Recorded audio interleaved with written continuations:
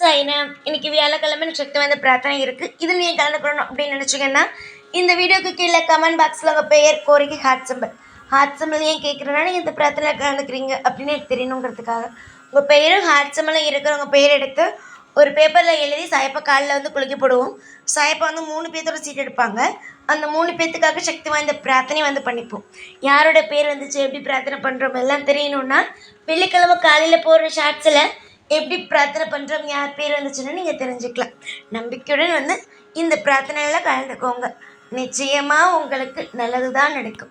சாயிருக்கா எல்லாரையும் பார்த்துக்கொள்வார். ஓம் சாய்ராம். ஓம் சாய்ராம். என் அன்பு செல்லுமே, என்னுடைய அழகான தங்கமே, வாழ்க்கையில் கவலைப்பட்டது போதுமம்மா, எந்திரி, நான் வந்து விட்டேன். உன்னுடைய சாய்தான் வந்திருக்கிறேன். என்னுடைய பிள்ளையின் வாழ்க்கையில் கஷ்டத்திற்கு மேல் கஷ்டம் வந்து விட்டது. அந்த கஷ்டத்தை எல்லாம் ஒரே நாளில் இந்த வியாழனோடு அடித்து துரத்தலாம் என்று தான் வந்திருக்கிறேன். உன்னுடைய வாழ்க்கையில் சந்தோஷத்தை கொடுப்பதற்காக வந்திருக்கிறேன். கஷ்டங்கள் போனாலே சந்தோஷங்கள் தானாக வரப்போகிறது. அதே போலத்தான் உன்னுடைய வாழ்க்கையில் சந்தோஷம் என்ற ஒரு விஷயத்தை கொடுத்து உன்னை ஒவ்வொரு நாளும் இன்பமாக வாழ வைக்கலாம் என்று வந்துவிட்டேன்.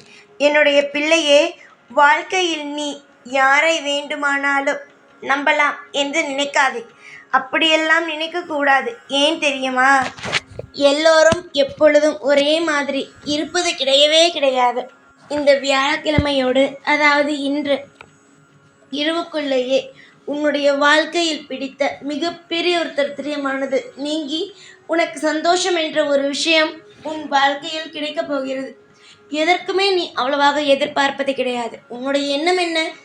உன்னுடைய குழந்தைகள், உன்னுடைய குடும்பத்தில் இருப்பவர்கள், இவர்கள் எல்லாம் சந்தோஷமாக இருக்க வேண்டும் என்று என்னிடமே நீ வந்து சொல்வாய். எனக்காக ஒன்றுமே செய்ய வேண்டாம் சாயி, குடும்பத்தை பார்த்து கொண்டாலே போதும், என் குடும்பம் சந்தோஷமாக இருந்தாலே போதும், நான் அவர்களுக்காகத்தான் ஒவ்வொரு நிமிஷமும் போராடுகிறேன், அவர்களுக்காகத்தான் ஒவ்வொரு நிமிஷமும் நான் வாழ்கிறேன் என்று சொல்வார்.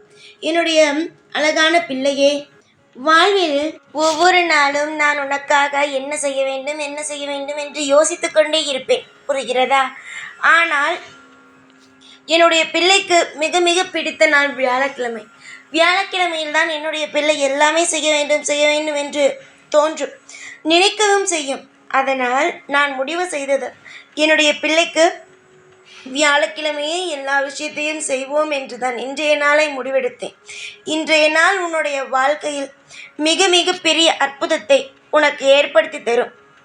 நீயே ஏதாவது உன் வாழ்க்கையில் இது வேண்டாமே, இது நமக்கு சரிப்பட்டு வருமா, ஆனால் நம் மனதில் இது ஆசையாக இருக்கிறது, ஆனால் இது நமக்கு கிடைக்குமா என்று ஏங்கிக் கொண்டு இருந்தாய்.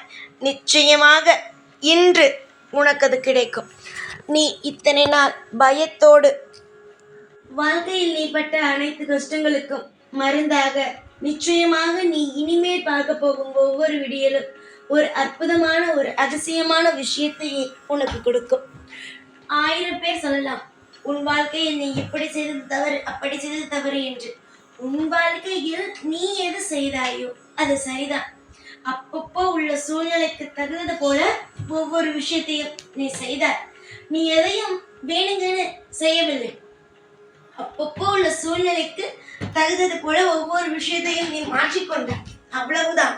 புரிகிறதா? சிலருக்கு வெளியிலிருந்து பார்க்கும் பொழுது உன்னுடைய வாழ்க்கை புரியாது. என்னடா இவள் இப்படி செய்கிறாளே என்று தோன்றும். உன்னுடைய வாழ்க்கைக்குள் வந்து பார்த்தால்தான் தெரியும் நீ எவ்வளவு விஷயத்தை எல்லாம் விட்டு கொடுத்திருக்கிறாய், எவ்வளவு விஷயத்தை எல்லாம் நீ தனியாக நின்று அனுபவித்து இருக்கிறாய் என்று. நிறைய நேரம், நிறைய கஷ்டங்கள், ஆனால் எதுவுமே வெளியில் தெரியாமல் காட்டிக்கொண்டார். ஆனால் வெளியில் இருப்பவர்கள் அனைவரும் என்ன தெரியுமா நினைத்து கொண்டு இருக்கிறார்கள்? நீ கஷ்டமே படவில்லை, ஆனால் தவறுகளை மட்டும் செய்து விட்டாய் என்று. கஷ்டங்களை அதிகமாக பட்டுவிட்டாய். அதுதான் நீ செய்த மிகப்பெரிய ஒரு விஷயம். வெளியில் காட்டிக்கொள்ளாமல் இருந்தது. பொறாமை பிடித்தவர்கள் வாழ்க்கையில் எத்தனை விஷயங்கள் நடந்தாலுமே ஒரே ஒரு விஷயத்தை மட்டும்தான் நினைப்பார்கள், அடுத்தவர்கள் வீட்டில் என்ன நடக்கிறது என்பதை தெரிந்து கொள்ள வேண்டும் என்பதற்காக. நீ முன்னேறுகிறாயா பார்ப்போம் என்று பார்க்க மாட்டார்கள். நீ கீழே போகிறாயா என்று பார்ப்போம் என்று தான் வேடிக்கை பார்ப்பார்கள். உன்னுடைய வாழ்க்கையை பொறுத்த வரைக்கும் நீ இதுவரைக்கும் செய்த எதுவும் தவறில்லை. காலம் உனக்காக எல்லாவற்றையும் சொல்லிக் கொடுத்தது, அவ்வளவுதான். மற்றபடி அந்தந்த நேரத்திற்கு நீ செய்த விஷயங்கள் எல்லாம் சரிதான். சில விஷயங்கள் உனக்கு ஏன் தெரியுமா தவறாக போனது? அது உன்னை நீ புரிந்து கொள்ள வேண்டும். அதாவது நீ எந்த விஷயத்தை எந்த நேரம் செய்வது என்று ஒரு நிலையில்லாத மனதில் இருந்தாய். ஆனால் சில தவறுகள் நடக்கும் பொழுதுதான் நீ அதை புரிந்து கொண்டாய். ஓ, நம்ம இதை செய்வது இந்த நேரத்தில் தவறு, இனிமேல் மாற்றிக்கொள்ள வேண்டும் என்று. அது மற்றவர்கள் உனக்கு சொன்னால் கூட உனக்கு புரியாது. அவர்கள் அடிபடும் பொழுதுதான் புரியும். அதே போல அடிபட்டாய், தெரிந்து கொண்டாய்.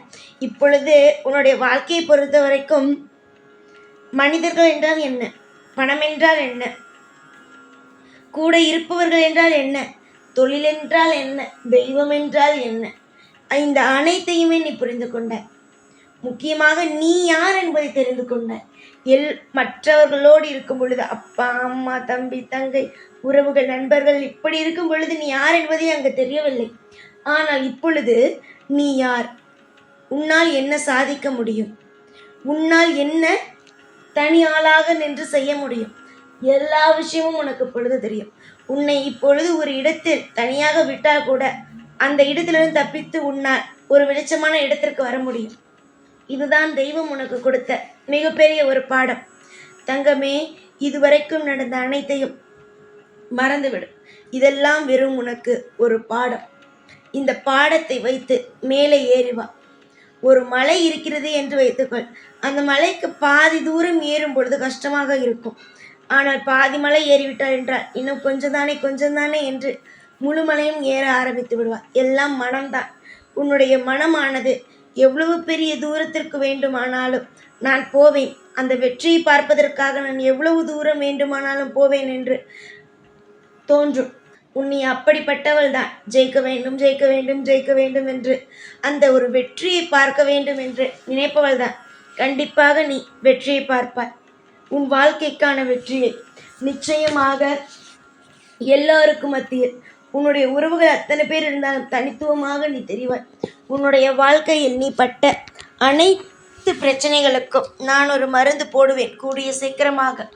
அது என்ன மருந்து என்றால், பணம் இருக்கும், பதவி இருக்கும், உன்னை சுற்றி யாரெல்லாம் தூக்கிவிட்டு போனார்களோ அவர்களெல்லாம் திரும்பி பார்ப்பார்கள், வேலை இருக்கும், எல்லா நிம்மதியும் இருக்கும்.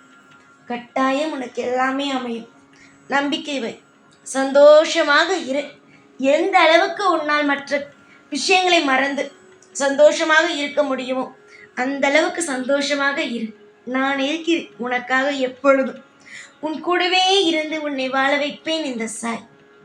மறக்க வேண்டாம் தங்கமே, ஒரு நாளும் மறக்க வேண்டாம். ஓம் சாய்ராம்.